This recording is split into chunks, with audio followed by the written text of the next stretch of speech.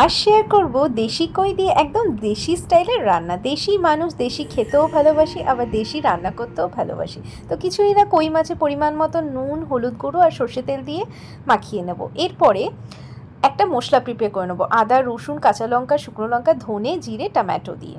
এরপরে কিছুই না, জানো তো, রান্নাটা খুবই সিম্পল। সর্ষে তেল গরম করে মাছগুলোকে খুব ভালো করে ভেজে নেব। এরপরে ওই তেলের মধ্যেই কালো জিরে ফোড়ন দিয়ে কেটে রাখা পেঁয়াজকে লাল করে ভেজে নেব। এবার ওই বেটে রাখা মশলাটা দিয়ে দেবো, আর দেবো পরিমাণ মতো নুন আর হলুদ গুঁড়ো, কেন আগে থেকেই জিরে ধনে আমি বেটে নিয়েছিলাম। আর এই বেটে রাখার মশলার তো যে কোনো রান্নাই স্বাদ ভীষণ বাড়িয়ে দেয়, কি বলো তোমরা? এরপরে ভালো করে কষিয়ে তেল বেরিয়ে এলে পরিমাণ মতন জল দিয়ে দেবো। জলটা খুব বেশি দেবে না, মাখো মাখো হবে ব্যাপারটা। ফুটে এলে মাছগুলোকে অ্যাড করে দেবো। বাস, খুবই সুন্দর, রান্নাটা খেতে অসাধারণ। ছোট মাছগুলো কিন্তু জানো তো, প্রত্যেকটা মাছের পেটে ডিম ছিল, খেতে আরও জানি অসাধারণ লাগছিল। আর ধনেপাতা থাকলে অবশ্যই দিয়ে, ওপর দিয়ে কিন্তু কাঁচা তেল ছড়াতে ভুলো না। ভিডিওটা ভালো লাগলে লাইক শেয়ার সাবস্ক্রাইব।